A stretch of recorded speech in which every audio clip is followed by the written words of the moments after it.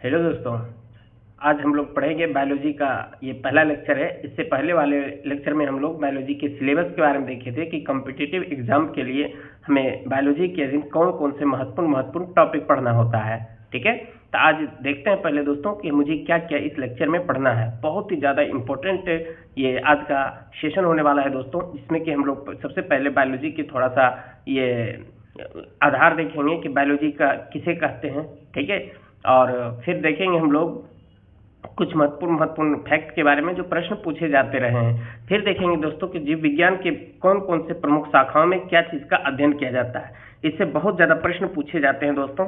ठीक है, ये सब भी अभी हम याद करने का प्रयास करेंगे, बिल्कुल ही आसानी तरीके से आपको याद हो जाएगी दोस्तों। ठीक है, फिर हम लोग देखेंगे कि जीव विज्ञान के प्रमुख नियम एवं सिद्धांत के प्रतिपादक कौन थे और ये सिद्धांत किसने दिया था, और इस सिद्धांत के बारे में विशेष चर्चा दोस्तों आगे करेंगे। बस अब इस लेक्चर में सिर्फ और सिर्फ देखेंगे कि जैसे अनुवांशिकी का सिद्धांत किसने दिया था, ऐसा चर्चा हम लोग करेंगे इस लेक्चर में।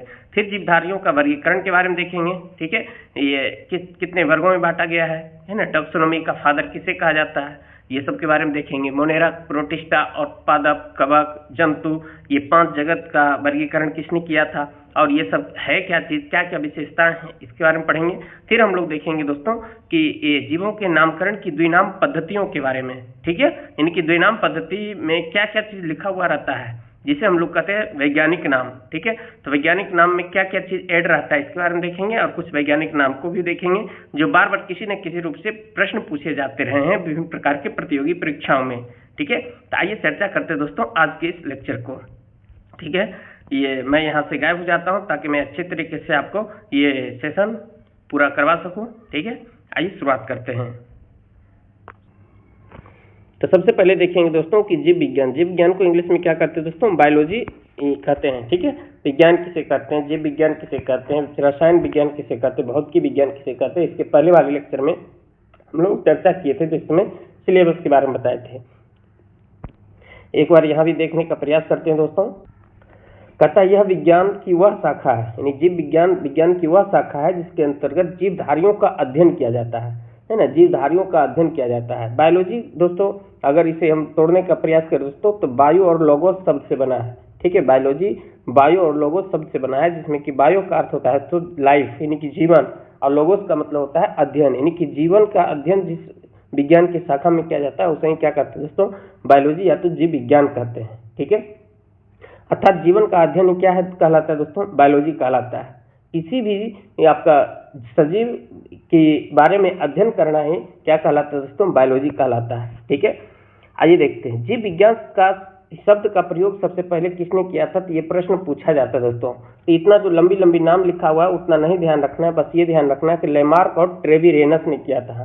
ठीक है, कौन कौन दोस्तों, लेमार्क और ट्रेविरेनस ने किया था। ठीक है, लेमार्क का पूरा नाम है दोस्तों जीन बैप्टिस्ट लेमार्क जो फ्रांस के थे दोस्तों, जो वही ट्रेविरेनस जो थे दोस्तों ये जर्मनी के थे। ठीक है, तो ये प्रश्न पूछा जाता है दोस्तों कि जीव विज्ञान शब्द का प्रयोग सर्वप्रथम किसने किया था, तो 2 वैज्ञानिक थे, लेमार्क और ट्रेविरेनस ने किया था। कब किया था दोस्तों, तो 1801 ईस्वी में। ठीक है, जीव विज्ञान में का शब्द का प्रयोग कब हुआ दोस्तों, 1801 ईस्वी में। किसने किया था, तो लेमार्क और ट्रेविरेनस ने किया था। ये प्रश्न पूछे जाते हैं दोस्तों, इसे ध्यान रखिएगा। और अगर ध्यान रखना हो तो ये भी ध्यान रख लीजिएगा कि लेमार्क आपका फ्रांस से बिलोंग करते हैं, जबकि ट्रेविरेनस आपका जर्मनी के थे। ठीक है, अब हम लोग ये चार्ट दिया हुआ दोस्तों, इसे मैं जो शॉर्ट वीडियो डालता हूँ दोस्तों, शॉर्ट वीडियो में भी ये डाला गया है अच्छी तरीके से, आप वहाँ भी पढ़ सकते हैं, और नहीं तो यहाँ पर देखते हैं कि इससे बहुत ज़्यादा प्रश्न पूछे जाते हैं दोस्तों। जीव विज्ञान की प्रमुख शाखाएं हैं। ठीक है, ये शाखा है और ये इसका अर्थ है, यानी कि इस शाखा के अधीन कौन कौन चीज़ का अध्ययन किया जाता है, इससे जो ये प्रश्न पूछे जाते हैं दोस्तों। ठीक है, जब हम लोग ज्योग्राफी का सेशन कर रहे थे दोस्तों तो वहाँ पर कुछ हम लोग रिवोल्यूशन के अधीन देखे थे, यानी कि क्रांतियों के बारे में देखे थे। ठीक है, जैसे ऑपरेशन फ्लड, जिसके अधीन दोस्तों दुग्ध उत्पादन में वृद्धि से संबंधित था। ठीक है, तो वो था बायोलॉजी, ये आपका ज्योग्राफी का पार्ट था। यहाँ पर देखते हैं दोस्तों बायोलॉजी की कुछ शाखाएं हैं, कुछ ब्रांचेज हैं। जैसे एपीकल्चर अगर कह दें तो एपीकल्चर के अधीन किस चीज़ का अध्ययन किया जाता है दोस्तों, तो मधुमक्खी पालन का अध्ययन किया जाता है कि मधुमक्खियों को किस तरह से पालन किया जाए। ठीक है, तो प्रश्न पूछा जाता है दोस्तों कि एपीकल्चर में किसका अध्ययन किया जाता है, तो मधुमक्खी पालन का अध्ययन किया जाता है। वहीं बात करें दोस्तों सेरीकल्चर, तो सेरीकल्चर के अंतर्गत रेशम कीट पालन का अध्ययन किया जाता है। एपीकल्चर कहेगा तो मधुमक्खी पालन, और सेरीकल्चर कहेगा तो रेशम कीट पालन।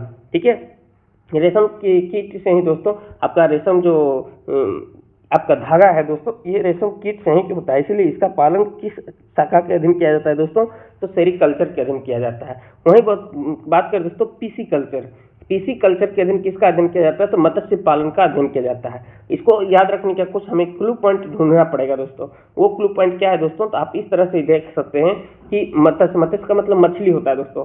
मछली को कैसे खाते हैं हम लोग, पीस पीस करके खाते हैं। तो इस तरह से आप याद रखेंगे दोस्तों कि मत्स्य पालन का अध्ययन किस शाखा के अधीन किया जाता है, तो पीसी कल्चर के अधीन किया जाता है। वहीं बात करें तो सेरीकल्चर में रेशम कीट पालन और एपीकल्चर में मधुमक्खी पालन का अध्ययन किया जाता है। ठीक है, ये दोनों मोस्ट इंपोर्टेंट है दोस्तों। एक है माइकोलॉजी, एक होता है फाइकोलॉजी। ठीक है, माइकोलॉजी के अधीन दोस्तों कवक का अध्ययन किया जाता है, वहीं फाइकोलॉजी के अधीन शैवालों का अध्ययन किया जाता है। तो दोनों इंपोर्टेंट है दोस्तों। एक है माइकोलॉजी कवक और फाइकोलॉजी शैवाल। ये दोनों बहुत प्रश्न पूछे जाते हैं दोस्तों, इसे भी आप ध्यान रखने का प्रयास कीजिएगा। ठीक है, तो शैवालों का अध्ययन किस शाखा के अधीन, फाइकोलॉजी के अधीन। ठीक है, इसे ये इस तरह भी ध्यान से रख सकते हैं दोस्तों, जो शैवाल होता है दोस्तों वो अत्यधिक पानी वाले जगहों में ये ग्रीन कलर से ये उगा हुआ रहता है। ठीक है, उसका जो अध्ययन किया जाता है यानी फेंका हुआ रहता है। ऐसे याद रख सकते हैं कि जो जहाँ पर अत्यधिक आपका जल जमाव होते रहता है दोस्तों, वहां पर ये आपका क्या रहता है दोस्तों, शैवाल फेंका हुआ रहता है। तो इस तरह से आप याद रख सकते हैं, फेंका हुआ से फाइकोलॉजी। कैसे याद रखेंगे दोस्तों, फेंका हुआ से फाइकोलॉजी। ठीक है, तो फाइकोलॉजी के अधीन किसका अध्ययन किया जाता है, तो शैवालों का अध्ययन किया जाता है। एक हो जाएगा माइकोलॉजी, तो ये हो जाएगा कवक का अध्ययन। ठीक है, कवक का अध्ययन, फंगस का अध्ययन किया जाता है माइकोलॉजी। ठीक है, एंथोलॉजी के अधीन दोस्तों पुष्पों का अध्ययन किया जाता है, यानी फूलों का अध्ययन। फूलों का अध्ययन किसके अधीन किया जाता है, तो एंथोलॉजी के अधीन किया जाता है। वहीं बात करें दोस्तों पोमोलॉजी, जिस में लॉजी जुड़ जाए दोस्तों तो सब में अध्ययन चलेगा। ठीक है, ये ध्यान रखने का प्रयास कीजिएगा। ठीक है, तो एंथोलॉजी में हो जाएगा पुष्पों का अध्ययन, वहीं पोमोलॉजी में आपका फलों का अध्ययन। ठीक है, पो से फो याद रखिएगा, पोमोलॉजी कहेगा तो फल का अध्ययन, वही एंथोलॉजी कहेगा तो फूलों का अध्ययन यानी कि पुष्पों का अध्ययन। और वहीं बात करें दोस्तों ऑर्निथोलॉजी दोस्तों पक्षियों का अध्ययन। ऑर्निथोलॉजी पक्षियों का अध्ययन। ऑर्निथोलॉजी किसका अध्ययन दोस्तों, पक्षियों का अध्ययन। और इक्थियोलॉजी दोस्तों मछलियों का अध्ययन। यहाँ पर देखिए थोड़ा सा आप फंसिएगा, पीसी कल्चर कहेगा तो मत्स्य पालन का अध्ययन यानी मछली को किस तरह से पाला जाए, तब हो जाएगा पीसी कल्चर। लेकिन कहेगा मछलियों का अध्ययन है ना, ये पालने का अध्ययन है और ये मछली का अध्ययन है, इसे इक्थियोलॉजी कहते हैं। दोनों में थोड़ा सा अंतर है दोस्तों, इसे आप ध्यान रखने का प्रयास कीजिएगा। कहेगा मछली पालन का अध्ययन पीसी कल्चर, लेकिन क्या कहेगा दोस्तों कि मछलियों का अध्ययन, तब हो जाएगा इक्थियोलॉजी। ठीक है, वही बात करें दोस्तों कि एंटेमोलॉजी में कीटों का अध्ययन किया जाता है। एंटेमोलॉजी में किसका अध्ययन किया जाता है दोस्तों, कीटों का अध्ययन किया जाता है। ठीक है, और वही बात करें तो यहाँ तो देखिए यहाँ भी टॉ यहाँ भी टॉ, कुछ आपको ध्यान रखना पड़ेगा। एंटोमो तो कीटों का अध्ययन, और डेंड्रोलॉजी तो वृक्ष एवं झाड़ियों का अध्ययन। डेंड्रोलॉजी वृक्ष एवं झाड़ियों का अध्ययन। वही बात करें दोस्तों ऑफियोलॉजी में क्या है दोस्तों, सांपों का अध्ययन यानी सर्पों का अध्ययन किया जाता है। ठीक है, ऑफियोलॉजी ये आपका सर्पों का अध्ययन किया जाता है। वही बात करें दोस्तों सोरोलॉजी के अधीन दोस्तों छिपकलियों का अध्ययन। सिल्वीकल्चर के तहत दोस्तों काष्ठीय पेड़ों का संवर्धन किया जाता है। सिल्वीकल्चर है दोस्तों, ये देखिए अध्ययन नहीं, ये सब क्या है, अध्ययन नहीं है, जिसमें लॉजी नहीं है। ये क्या है दोस्तों, काष्ठीय पेड़ों का संवर्धन किया जाता है ना, किस तरह से उसका काठ वाला जो पेड़ पौधा होता है उसकी किस तरह से देख रेख किया जाए। वही बात करें दोस्तों हॉर्टिकल्चर में क्या होता है, उद्यान विज्ञान के बारे में जानकारी प्राप्त किया जाता है। अब फ्लोरिकल्चर में फूलों की खेती। फिर देखिए कहेगा कि फूलों का अध्ययन, तब हो जाएगा आपका क्या है दोस्तों, एंथोलॉजी। फूलों का अध्ययन कहेगा तो एंथोलॉजी, लेकिन कहेगा फूलों की खेती करना, तब हो जाएगा फ्लोरिकल्चर। फूलों की खेती करना फ्लोरिकल्चर, लेकिन फूलों का अध्ययन करना एंथोमोलॉजी है ना, एंथोलॉजी। ठीक है, ये जो चार्ट है दोस्तों बहुत ज्यादा इंपॉर्टेंट है, इसे आप ध्यान रखेंगे। हम अभी अच्छी तरीके से एक्सप्लेन करने का प्रयास किया हूँ। ठीक है, आइए आगे देखते हैं।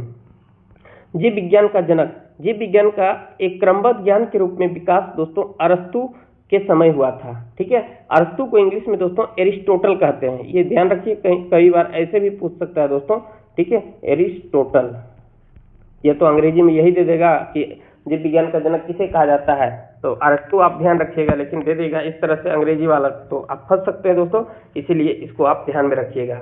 जीव विज्ञान का जनक दोस्तों अरस्तु को ही कहा जाता है। क्यों कहा जाता है, कहता है जीव विज्ञान का एक क्रमबद्ध ज्ञान के रूप में विकास किसके समय में हुआ था? तो दोस्तों अरस्तु के समय ही हुआ था। ठीक है, इसके अलावा कहता है अरस्तु ने पौधों एवं जंतुओं के जीवन के विभिन्न पहलुओं का भी अध्ययन किया था। पौधा हो या जंतु है, उसके जीवन के विभिन्न विभिन्न पहलुओं का भी अध्ययन किया था। इसीलिए अरस्तु को जीव विज्ञान का क्या कहा जाता है दोस्तों? जनक कहा जाता है ना, फादर ऑफ बायोलॉजी। बहुत ज्यादा इंपॉर्टेंट है, ये प्रश्न पूछा जाता है कई एग्जामों में, और आपके भी एग्जाम में पूछने की प्रबल संभावनाएं हैं। ठीक है, कि जीव विज्ञान का जनक किसे कहा जाता है दोस्तों? अरस्तु। अरस्तु को इंग्लिश में क्या कहते हैं दोस्तों? एरिस्टोटल कहते हैं। ठीक है, इन्हें जंतु विज्ञान का भी जनक कहा जाता है, यानी फादर ऑफ जूलॉजी भी कहा जाता है। ठीक है, जब हम पिछले लेक्चर कर रहे थे दोस्तों, तो वहां पर बताए थे कि जूलॉजी होता है एक पार्ट विज्ञान के जो प्रमुख दो शाखाएं, एक कहते हैं बोटनी और एक कहते हैं जूलॉजी। बोटनी के अधीन दोस्तों पेड़ पौधों यानी पादपों का अध्ययन किया जाता है, जबकि जूलॉजी के तहत दोस्तों जंतुओं का अध्ययन किया जाता है। ठीक है, तो जंतु विज्ञान का भी जनक कहेगा तो अरस्तु हो जाएंगे, और सिर्फ बायोलॉजी का जनक कहेगा तब भी आपका क्या हो जाएगा दोस्तों? अरस्तु हो जाएगा। ठीक है, ये अरस्तु हैं, आप इसे ध्यान में रखिएगा। अरस्तु एक बहुत ही अच्छे आपका मल्टी टैलेंटेड व्यक्ति थे। इनका संबंध दोस्तों आपका राजनीतिक विज्ञान से भी है। ठीक है, इसे ध्यान रखने का प्रयास कीजिएगा। आइए, जिस तरह से अभी आपने देखा था कि विभिन्न प्रकार के शाखाओं में किस किस चीज का अध्ययन किया जाता है, उससे प्रश्न पूछा जाता है। ठीक उसी प्रकार से दोस्तों कि जीव विज्ञान के प्रमुख नियम एवं सिद्धांत के कौन कौन से प्रवर्तक हैं, इससे भी प्रश्न पूछा जाता है। ये सिद्धांत क्या है, तो इसके बारे में चर्चा हम लोग आगे की सेशन में करेंगे। बस यहाँ पर देख लेते हैं कि किसने ये सिद्धांत या नियम दिया था। जैसे पहला है दोस्तों अनुवांशिकता का सिद्धांत। अब आप कहेंगे सर ये अनुवांशिकता का सिद्धांत क्या है? इसके बारे में स्पेशल एक लेक्चर चलेगा दोस्तों, वहां पर चर्चा करेंगे ये सब के बारे में। ठीक है, बस इतना जान लीजिए कि अनुवांशिकता का सिद्धांत किसने दिया था दोस्तों? तो मेंडल दिया था, जिनका पूरा नाम है दोस्तों ग्रेगर जॉन मेंडल। ठीक है, वही दूसरा है दोस्तों जीव सिद्धांत। जीव सिद्धांत किसने दिया था? तो डीएच मॉर्गन ने दिया था। और तीसरा है दोस्तों उत्परिवर्तन का सिद्धांत, ये दिया था ह्यूगो डिब्रीज। मोस्ट इंपोर्टेंट है दोस्तों, उत्परिवर्तन का सिद्धांत और अनुवांशिकता का सिद्धांत कई बार प्रश्न पूछे गए हैं विभिन्न प्रकार के प्रतियोगी परीक्षाओं में। ठीक है, और आपसे भी पूछने की संभावना है कि अनुवांशिकता का सिद्धांत या अनुवांशिकता का जनक किसे कहा जाता है? तो ग्रेगर जॉन मेंडल को। और उत्परिवर्तन का सिद्धांत किसने दिया था? तो ह्यूगो डिब्रीज दिया था। अब क्या है उत्परिवर्तन, क्या है जीव सिद्धांत, इस सब के बारे में विस्तार से चर्चा कभी बाद में करेंगे। हम लोग लेक्चर आगे चलते जाएगा, ये कंटिन्यूअस, वहां पर विस्तार से पढ़ेंगे। अगला है दोस्तों कोशिका सिद्धांत, सेल थ्योरी। कोशिका सिद्धांत देने वाले दो महत्वपूर्ण वैज्ञानिक थे दोस्तों, स्लाइडेन एवं स्वान। स्लाइडेन एवं स्वान। अब कोशिका सिद्धांत क्या है, इसके बारे में ये हम लोग नेक्स्ट लेक्चर में चर्चा करेंगे, कोशिका के बारे में डिटेल से। ठीक है, तो कोशिका सिद्धांत किसने दिया था दोस्तों? स्लाइडेन एवं स्वान दिया था, ये ध्यान रखिएगा। अगला है जीव द्रव्य का सिद्धांत किसने दिया था? तो हर्टविग ने दिया था। हर्टविग ने दिया था। वही कार्य दोस्तों कि उपार्जित लक्षणों की वंशानुगति का नियम किसने दिया था? तो लेमार्क ने दिया था। उपार्जित लक्षणों की वंशानुगति का नियम किसने दिया था? तो लेमार्क ने दिया था। सर इसके बारे में बताइए क्या है? अरे इसके बारे में नहीं, सबके बारे में लोग डिटेल से चर्चा करेंगे। बस यहाँ से भी प्रश्न पूछे जाते हैं कि इसका प्रतिपादक कौन थे, बस इसके लिए अभी यहाँ पर बताया जा रहा है। अगला है दोस्तों प्राकृतिक वर्ण सिद्धांत, यानी नेचुरल सिलेक्शन थ्योरी। ये किसने दिया था दोस्तों? तो डार्विन ने दिया था। नेचुरल सिलेक्शन थ्योरी किसने दिया था दोस्तों? डार्विन ने दिया था। ठीक है, ये भी ध्यान रखने का प्रयास कीजिएगा। द्विनाम पद्धति, जिसके बारे में इसी लेक्चर में चर्चा करेंगे डिटेल से, बस इतना जान लीजिए कि द्विनाम पद्धति किसने दिया था? तो कैरोलस लिनियस ने दिया था। किसने दिया था दोस्तों? कैरोलस लिनियस ने दिया था। और अगला है दोस्तों डीएनए द्विकुंडलित कुंडलित मॉडल, ये किसने दिया था? तो वाटसन एवं क्रिक ने दिया था। ठीक है, आइए आगे देखते हैं। तो ये जो दोस्तों ये जो चार्ट है दोस्तों, ये भी बहुत ज्यादा इंपॉर्टेंट है, ये ध्यान रखने का प्रयास कीजिएगा। अगर आप याद कर लिए तो अच्छी बात है, नहीं तो फिर इसका डिटेल चर्चा करेंगे, तो फिर वहां पर इसके बारे में विस्तार से चर्चा किया जाएगा। अगला है दोस्तों कि जीवधारियों का वर्गीकरण। अब ये जीवधारियों का वर्गीकरण क्यों करना पड़ा और किसको किया जाता है? तो देखिए दोस्तों, हमारे जो पृथ्वी है, पृथ्वी पर विभिन्न प्रकार के जीव हैं। ठीक है, लेकिन कुछ कुछ ऐसे जीव है दोस्तों जिसमें कि कुछ ना कुछ आपका समान गुण देखा गया है। तो जो समान गुण देखा गया तो दोस्तों इसके आधार पर विभाजन किया गया। और विभाजन का शुरुआत दोस्तों अरस्तु के द्वारा किया गया था। कहता है अरस्तु द्वारा समस्त जीवों को दो समूहों में विभाजित किया गया था, एक था दोस्तों जंतु समूह, एक था वनस्पति समूह। ठीक है, यानी कि एक था जंतु विज्ञान और एक था वनस्पति विज्ञान, यानी कि ये पेड़ पौधे से संबंधित और ये जीव जंतुओं से संबंधित। ये जो वर्गीकरण किसने किया था दोस्तों? अरस्तु ने किया था। वहीं कर बात करें दोस्तों लिनियस का, जिसका पूरा नाम है दोस्तों कैरोलस लिनियस। कौन है दोस्तों? कैरोलस लिनियस, ये देखिए कैरोलस लिनियस साहब हैं, ठीक है। कैरोलस लिनियस एक पुस्तक लिखे थे दोस्तों जिसका नाम है सिस्टेमा नेचुरा, ठीक है। सिस्टेमा नेचुरा, क्या दोस्तों, सिस्टेमा नेचुरा। इसमें जीवधारियों को दो जगत में विभाजित किया। अरस्तु तो किए ही, इसके साथ ही आपका लिनियस का वर्गीकरण बहुत ज्यादा इंपॉर्टेंट है दोस्तों, ठीक है। और ये जो दोस्तों किंगडम का शुरुआत करने वाले प्रथम व्यक्ति हैं, इसीलिए इसे दोस्तों क्या कहा जाता है, इसे फादर ऑफ टैक्सोनॉमी कहा जाता है। फादर ऑफ क्या कहा जाता है दोस्तों, टैक्सोनॉमी कहा जाता है। किसे, कैरोलस लिनियस को। बहुत ज्यादा इसी को हिंदी में कहते दोस्तों कि वर्गीकी का जनक किसे कहा जाता है, तो कैरोलस लिनियस का। अभी कई जनक आपने देखा कि बायोलॉजी का जनक किसे कहा जाता है, तो अरस्तु हो जाता है, लेकिन जो बायोलॉजी शब्द है, यानी कि जीव विज्ञान शब्द किसने दिया था, तो आपका लेमार्क और आपका ट्रेविरेनस ने दिया था। फिर प्रश्न पूछता है दोस्तों कि सिस्टेमा नेचुरा किसका पुस्तक है दोस्तों, तो कैरोलस लिनियस का। ये कितने जीवधारियों को बांटा है, तो दो जगत या दो किंगडम में बांटा है, इसीलिए इसे फादर ऑफ टैक्सोनॉमी कहा जाता है। कौन कौन सी वो दो टैक्सोनॉमी है दोस्तों, वो टैक्सोनॉमी का नाम है दोस्तों, वो भाग है दोस्तों, एक पादप जगत, एक है जंतु जगत, यानी प्लांट किंगडम और एनिमल किंगडम, ठीक है। लिनियस ने कहा था वर्गीकरण की जो प्रणाली शुरू की, उसी से आधुनिक वर्गीकरण प्रणाली की नींव पड़ी है। यानी कि जो कैरोलस लिनियस ने वर्गीकरण की प्रणाली की शुरुआत किया है, वो जो वर्तमान समय में दोस्तों वो वही आपका नींव रखा गया है। इसीलिए कहता है दोस्तों कि उन्हें आधुनिक वर्गीकरण का पिता यानी कि फादर ऑफ मॉडर्न टैक्सोनॉमी कहा जाता है। किसे, आपका कैरोलस लिनियस को। किसको कहा जाता है दोस्तों, कैरोलस लिनियस को कहा जाता है। कैरोलस लिनियस को आपका फादर ऑफ टैक्सोनॉमी कहते हैं, ठीक है। आगे देखते हैं। फिर बाद में एक अन्य वैज्ञानिक आए दोस्तों जिसका नाम है दोस्तों आपका आर.एच. व्हिटकर। क्या नाम है दोस्तों, आर.एच. व्हिटकर। ये क्या किए दोस्तों, जो परंपरा चल रहा था द्विजगत वर्गीकरण की, उसके स्थान पर 1969 में 5 जगत प्रणाली प्रस्तावित की, है ना। अभी तक कैरोलस लिनियस कहे थे, एक है आपका एनिमल किंगडम, एक है आपका प्लांट किंगडम। ये किसने बांटा था दोस्तों, ये बांटने वाले थे कैरोलस लिनियस ने, ठीक है। लेकिन 1969 में आर.एच. व्हिटकर नामक एक वैज्ञानिक आए, इन्होंने पूरे जीवधारियों को कितने जगत में बांटा दोस्तों, 5 जगत में बांटा। वो कौन कौन से 5 जगत है दोस्तों, यानी 5 किंगडम है। उसका नाम है दोस्तों आपका मोनेरा, प्रोटिस्टा, पादप, कवक एवं जंतु। कौन कौन है दोस्तों, मोनेरा, प्रोटिस्टा, पादप, कवक और जंतु। अंग्रेजी भी ध्यान रखें दोस्तों, मोनेरा का मोनेरा ही, प्रोटिस्टा का प्रोटिस्टा है, पादप को प्लांटी कहते हैं दोस्तों, कवक को फंगी और जंतु को एनिमल कहते हैं। आइए इसके बारे में विशेषता देखते हैं दोस्तों। यहाँ भी अच्छी तरीके से दिखाया गया है। मोनेरा के अधीन कौन कौन आएगा, आगे चर्चा करेंगे। प्रोटिस्टा, फंगी यानी कवक, प्लांटी यानी पादप, एनिमल मतलब जंतु, ठीक है। मोनेरा के बारे में विशेषता पढ़ते हैं दोस्तों कि मोनेरा के क्या क्या विशेषता है, ठीक है। कहता है इस जगत में सभी प्रोकैरियोटिक जीव शामिल होते हैं। अब आप कहेंगे सर ये प्रोकैरियोटिक क्या होता है और यूकैरियोटिक क्या होता है, इसके बारे में विस्तार से चर्चा हम लोग नेक्स्ट लेक्चर में ही करने वाले हैं, क्योंकि नेक्स्ट जो लेक्चर है चलेगा दोस्तों वो कोशिका विज्ञान के बारे में ही पढ़ेंगे, ठीक है। अभी आप इतना जान लीजिए कि प्रोकैरियोटिक जीव ऐसे जीव होते हैं दोस्तों जो सामान्यतः अविकसित होते हैं। क्या होते हैं दोस्तों, अविकसित होते हैं, यानी पूरी तरह से यहाँ इसमें डेवलपमेंट नहीं होती है, ठीक है। इसमें क्या होता है दोस्तों, प्रोकैरियोटिक जीव में आपका अगर देखा जाए कि केंद्रक नहीं पाया जाता है, ठीक है। प्रोकैरियोटिक जीव में केंद्रक नहीं पाया जाता, आगे चर्चा करेंगे इसके बारे में, ठीक है। इस मोनेरा जगत में कौन कौन आता है, ये प्रश्न पूछा जाता है कि मोनेरा के जगत में आपका जीवाणु यानी बैक्टीरिया, साइनोबैक्टीरिया और आर्कीबैक्टीरिया आता है। यहाँ और तंतुमय जीवाणु भी इसी जगत में आती है, यानी बैक्टीरिया वर्ग के जितने भी जीवधारी है दोस्तों वो सब किसके अधीन आता है, तो मोनेरा के अधीन आता है, ठीक है। और ये जो बैक्टीरिया है दोस्तों ये प्रोकैरियोटिक जीव है, ठीक है।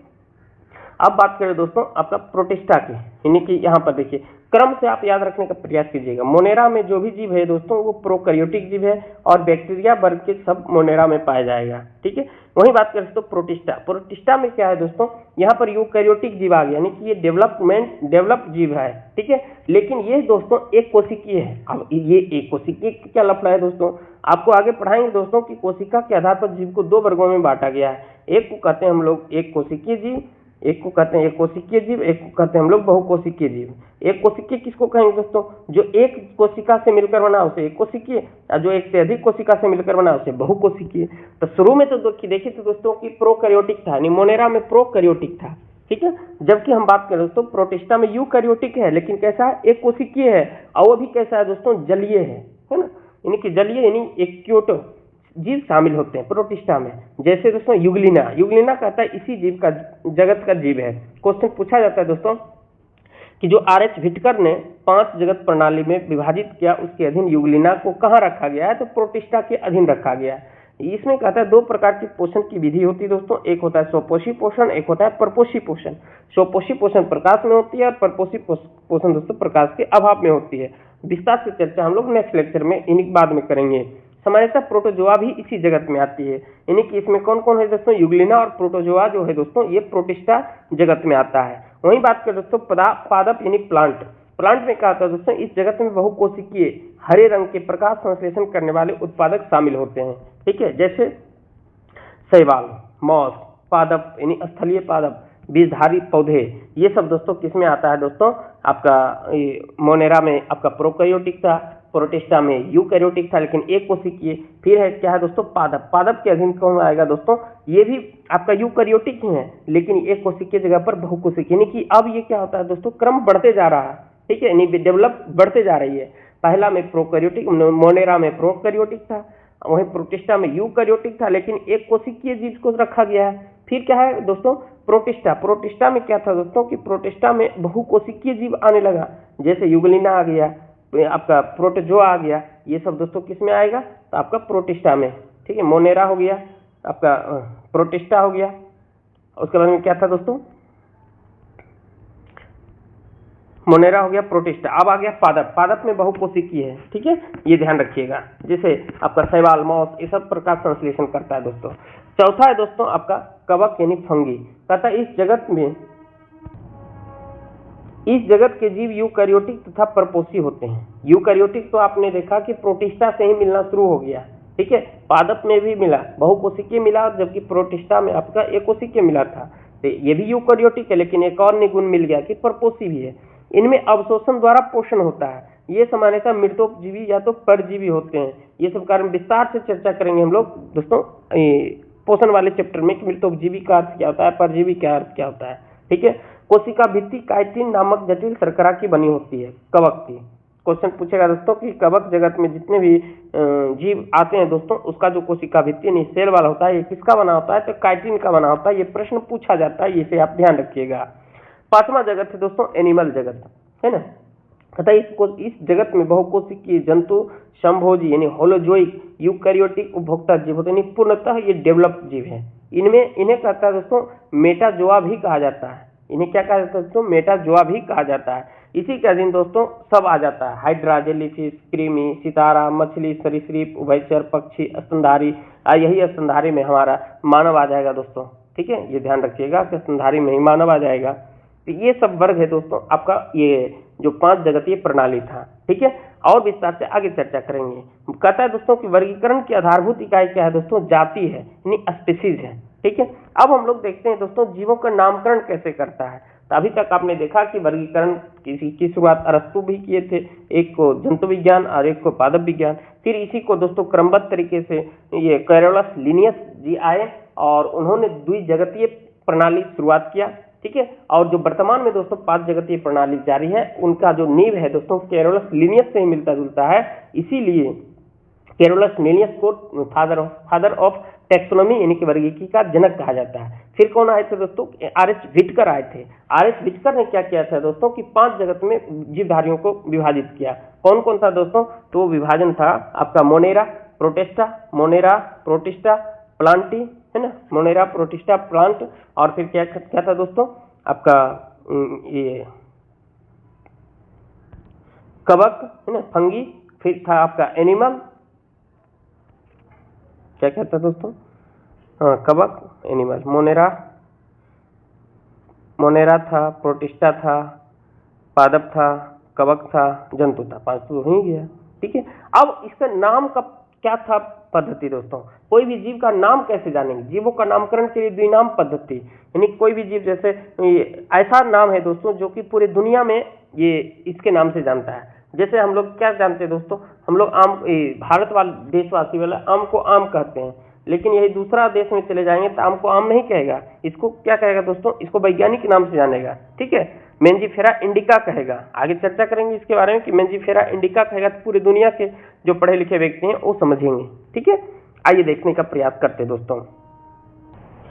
कहता है 1753 ईस्वी में केरोलस लिनियस नामक वैज्ञानिक, जिन्हें वर्गीकी का जनक या फादर ऑफ टेक्सोनॉमी कहा जाता है, इन्होंने जीवों की द्विनाम पद्धति यानी कि बाइनोमियल या आपका नोमेनकल्चर को प्रचलित किया, है ना। यानी कि द्विनाम पद्धति को भी देने वाले कौन थे दोस्तों, केरोलस लिनियस ही था। और दो वर्गों में, दो जगत में बांटने वाले भी कौन थे दोस्तों, केरोलस लिनियस थे, इसीलिए वर्गीकी का जनक भी कहा जाता है ना। द्विनाम पद्धति की शुरुआत 1753 में हुआ, किसके द्वारा, केरोलस लिनियस के द्वारा, ठीक है। आइए देखते हैं। कहता है इस पद्धति के अनुसार प्रत्येक जीवधारी का वैज्ञानिक नाम, बार बार आपको बता रहे दोस्तों, वैज्ञानिक नाम क्या कहता है दोस्तों, लैटिन भाषा की दो शब्दों से मिलकर बना है। ये बात कौन बता रहे हैं दोस्तों, केरोलस लिनियस बता रहे हैं। वो ये दो शब्द कौन कौन है दोस्तों, जिसमें से पहला शब्द है दोस्तों वंश का नाम, दूसरा शब्द है दोस्तों जाति का नाम।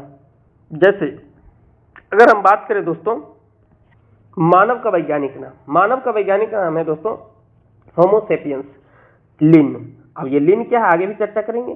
पहला नाम जो है दोस्तों वो वंश का नाम है, पहला जो होमो है ये क्या है दोस्तों, वंश है। और फिर क्या है दोस्तों, जाति का नाम क्या है दोस्तों, सेपियंस है, ठीक है। यानी कि वंश तथा जाति नामों के बाद उस वैज्ञानिक का नाम लिखा जाता है। ये जो लिखा हुआ है दोस्तों लिन, जो लिखा है दोस्तों वैज्ञानिक का नाम है। कहता है जिसने सबसे पहले उस जाति की खोज या उसे वर्तमान वैज्ञानिक नाम दिया है। यानी कि कोई भी आपका जीवधारी का नामकरण में दोस्तों जो पहला शब्द होता है दोस्तों, वो इसमें 3 शब्द या 2 शब्द तो निश्चित रूप से रहेगा, ठीक है। तो जो पहला शब्द होता है दोस्तों उसी जेनरिक नेम होता है, यानी कि जाति का नाम। और दूसरा जो नाम होता है, माफ करेंगे तो जेनरिक का मतलब वंश का नाम, और दूसरा शब्द जो होता है दोस्तों ये आपका जाति का नाम होता है। जैसे उदाहरण में यहाँ पर लिखा गया है कि मानव का वैज्ञानिक नाम होमोसेपियंस लिन। सामान्यतः लोग क्या कहते हैं, मानव का वैज्ञानिक नाम होमोसेपियंस है, लेकिन उसमें लिन भी लगा हुआ है। ये लिन क्या है दोस्तों, कहता है लिन वास्तव में लिनियस शब्द का संक्षिप्त रूप है। इसका अर्थ है कि सबसे पहले लिनियस ने इस जाति को होमोसेपियंस नाम दिया, ठीक है। और वही बात करें दोस्तों पहला शब्द किसको दर्शाएगा, तो पहला शब्द आपका वंश को दर्शाएगा, और दूसरा शब्द किसको दर्शाएगा दोस्तों, जाति को दर्शाएगा, यानी कि ये आपका स्पेसीज को दर्शाएगा। तो पहला किसका होता है दोस्तों, जेनरिक नेम होता है जीनियस, और फिर जाति का नाम दूसरा होता है, और जो बाद में होता है दोस्तों उसमें क्या लिखा हुआ रहता है, जो व्यक्ति उस वैज्ञानिक का नाम दिया है वो लिखा हुआ रहता है, ठीक है। अब कुछ महत्वपूर्ण तथ्य दोस्तों जिसे हमने पढ़ा था कि वर्गीकरण की आधारभूत इकाई क्या दोस्तों, जाति है, यानी कि स्पेसीज है। वही बात करें तो वर्गीकी का जनक यानी कि टैक्सोनॉमी का जनक किसे कहा जाता है, तो केरोलस लिनियस को कहा जाता है। द्विनाम पद्धति ये भी किसने दिया था, केरोलस लिनियस ने दिया था, बस अंग्रेजी में लिख दिया कि बाइनोमियल आपका नोमेनक्लेचर। वैज्ञानिक के नाम के 2 भाग क्या क्या होता है दोस्तों, जेनरिक नेम यानी कि आपका वंश का नाम, फिर होता है स्पेसीज मतलब कि जाति का नाम। मानव का वैज्ञानिक नाम क्या है दोस्तों, तो होमोसेपियंस है, लिन भी जोड़ सकते हैं क्योंकि केरोलस लिनियस ने क्या किया था दोस्तों, उसका नाम दिया। अब ये प्रश्न पूछा जाता है दोस्तों वैज्ञानिक नाम से, ठीक है, ये प्रश्न बराबर पूछा जाता है, इसीलिए आप ध्यान रखिए। ये जीव जगत का है दोस्तों, जैसे मनुष्य, मनुष्य को अंग्रेजी में तो मानव कहते हैं, लेकिन इसका वैज्ञानिक नाम क्या है दोस्तों, तो होमोसेपियंस है। या और आपको अगर पूछ दे कहीं कभी भी कि मनुष्य का वैज्ञानिक नाम होमोसेपियंस है, जिसमें कि होमो किसको दर्शा रहा है, तो होमो जो दर्शाएगा दोस्तों वो आपका वंश को दर्शाएगा, और सेपियंस दोस्तों आपका जाति को दर्शाएगा। जो पहला शब्द होता है आपको ये वंश को दर्शाएगा, दूसरा स्पीसीज यानी कि जाति को दर्शाएगा, ठीक है, ये ध्यान रखिएगा दोस्तों। वही बात करें दोस्तों मेढक यानी कि फ्रॉग, इंग्लिश में फ्रॉग कहते हैं, इसे वैज्ञानिक नाम क्या है दोस्तों, राना टिग्रीना। क्या है दोस्तों, राना टिग्रीना। मेढक का वैज्ञानिक नाम राना टिग्रीना। कैसे याद रखेंगे दोस्तों, टर्टर करते रहता है आपका मेढक। आई तो आप खुद एक मानव है दोस्तों, तो इसे आप ध्यान रखने का प्रयास कीजिएगा, होमोसेपियंस। बिल्ली का जो वैज्ञानिक नाम है दोस्तों फेलिस डोमेस्टिका। क्या है दोस्तों, बिल्ली का वैज्ञानिक नाम फेलिस डोमेस्टिका। डोमेस्टिक का मतलब होता है दोस्तों घरेलू, डोमेस्टिक का मतलब क्या होता है, घरेलू। ऐसे भी आपको पता होगा कि बिल्ली घर में घूमते रहती है, तो इसलिए इसको ध्यान रखने का प्रयास कीजिएगा कि बिल्ली का वैज्ञानिक नाम है आपका फेलिस डोमेस्टिका। वहीं बात करें दोस्तों कुत्ता का यानी कि डॉग का, डॉग का नाम है दोस्तों केनिस फैमिलियर्स। क्या है दोस्तों, केनिस फैमिलियर्स। इसको कैसे याद रखेंगे दोस्तों, इसको याद रखने का बहुत आसान तरीका है कि आजकल दोस्तों देखते होंगे कि जो कुत्ता है एकदम फैमिली में घुल मिल कर रहता है। कुछ तो ऐसे हैं दोस्तों कि जहाँ सोता है, बैठता है, खाता है, वहां पर आपको कुत्ता को रखता है। तो इस तरह से आप ध्यान रखेंगे केनिस फैमिलियर्स। केनिस किसको दर्शा रहा है दोस्तों, एक बार बता दीजिए, तो वंश को, फैमिलियर्स जाति को, ठीक है। वही बात करें दोस्तों गाय की, तो गाय का जो वैज्ञानिक नाम है इसको बोस इंडिकस कहते हैं। गाय का वैज्ञानिक नाम क्या है दोस्तों? बोस इंडिकस, ठीक है। वहीं मक्खी की बात करें दोस्तों, हाउस फ्लाई को, इसका जो वैज्ञानिक नाम है उसका मुस्का है डोमेस्टिका है, मुस्का डोमेस्टिका, मुस्का डोमेस्टिका, मुस्का मो से मक्खी, मो से मुस्का। और आपका फेलिस डोमेस्टिका जो है दोस्तों ये बिल्ली का वैज्ञानिक नाम है। ये भी प्रश्न पूछे जाते हैं दोस्तों, इसे आप ध्यान में रखिएगा। वही बात करें दोस्तों पौधे या फसल के नाम में, तो पौधे या फसल के नाम में आम का वैज्ञानिक नाम है दोस्तों मेंजिफेरा इंडिका। आम का वैज्ञानिक नाम क्या है दोस्तों? मेंजिफेरा इंडिका। वही बात करें दोस्तों धान के वैज्ञानिक नाम क्या है दोस्तों? तो ओराइजा सेटाइवा, ओराइजा सेटाइवा। तो धान वाला कैसे याद रखेंगे दोस्तों? धान से चावल बनता है। आप चावल का देखते हैं सामान्यतः दोस्तों, जो सुबह में चावल बना है अगर शाम में खाते हैं तो वो ओरा जाता है। ओराना मतलब थोड़ा सा बेकार जैसा लगने लगता है। इस तरह से कुछ ना कुछ सेटिंग करके आप याद रखने का प्रयास कीजिए दोस्तों कि धान का वैज्ञानिक नाम है दोस्तों ओराइजा सेटाइवा। वही बात करें दोस्तों गेहूं का वैज्ञानिक नाम है ट्रिटिकम आपका एस्टिवम। क्या क्या है दोस्तों? ट्रिटिकम एस्टिवम, ट्रिटिकम एस्टिवम किसका नाम है दोस्तों? गेहूं का वैज्ञानिक नाम है। मटर का दोस्तों है आपका पाइसम सेटाइवम, पाइसम सेटाइवम। चना का है दोस्तों आपका कियर आपका एरिटेनम, कियर एरिटेनम, ठीक है। इस तरह से दोस्तों आपका ये आपका सेशन समाप्त होने का, बस एक बार मैं रिवीजन कर देता हूँ। सरसों का दोस्तों आपका है ब्रेसिका कैम्पेस्ट्रिस, ठीक है। जैसे होमोसेपियंस मनुष्य का नाम है राना टिग्रिना, टटर करता है, मेढक है। कैनिस फैमिलियस कौन फैमिली के रूप में कुत्ता है। मेंजिफेरा इंडिका आम का, ओराइजा सेटिवा धान का है। वहीं ट्रिटिकम एस्टिवम गेहूं का है, ठीक है। इस प्रकार से दोस्तों ये लेक्चर समाप्त हो जाती है। हम उम्मीद करते हैं आपका हमारा ये जो बायोलॉजी का सेशन है दोस्तों ये बहुत ही मजा आ रहा होगा आप लोगों को देखकर, ठीक है। ये अगर अच्छा लगे तो कमेंट भी करें और अपने दोस्तों को शेयर भी करें और वीडियो को लाइक करना ना भूलें। जय हिंद, जय भारत।